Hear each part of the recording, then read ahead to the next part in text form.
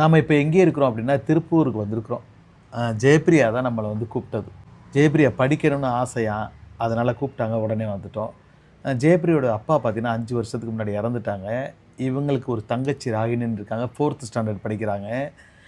இவங்க அம்மா பார்த்தீங்கன்னா கூட ஒயர் கூட பின்னி அதில் வர்ற வருமானத்தை வச்சு தான் இவங்கள எல்லாத்தையும் பார்த்துக்கிட்டு இருக்காங்க. ஒரு சின்னதாக ஒரு ரூமு, அடிப்படை வசதி எதுவுமே இல்லாமல் அதில் தான் இந்த குடும்பம் வாழ்ந்துட்டுருக்காங்க. ரூ. 2000 வாடகைக்கு. இவங்க அம்மாவுக்கு திடீர்னு உடம்பு சரியில்லாமல் போனதுனால, நல்லா படிக்கிற பொண்ணு 10th பாதியில டிசியை வாங்கிட்டு வந்து, இவங்க அம்மாவை பார்த்துக்கிட்டு இருந்த வாக்கில் இப்போ வந்து தினசரி வேலைக்கு கூலி வேலைக்கு போயிட்டுருக்காங்க. சொற்ப வருமானத்தில் ரொம்ப கஷ்டத்தில் வாழ்ந்துக்கிட்டு இருக்க இந்த குடும்பம், படிக்கிறதுனா கூட செலவு பண்ண வழி இல்லாமல் இருக்கிறாங்க. மறுபடியும் ஜெயப்பிரியாவுக்கு வந்து என்னதான் வேலைக்கு போனாலும் படிக்கணுங்கிற ஒரு கவலை இருந்துகிட்டே இருந்திருக்கு. நம்ம வீடியோ பார்த்துட்டு எப்படியாவது என்னை படிக்க வைக்கிறதுக்கு ஹெல்ப் பண்ணுங்கன்னு கூப்பிட்டாங்க. இப்போ வந்திருக்கிறோம்.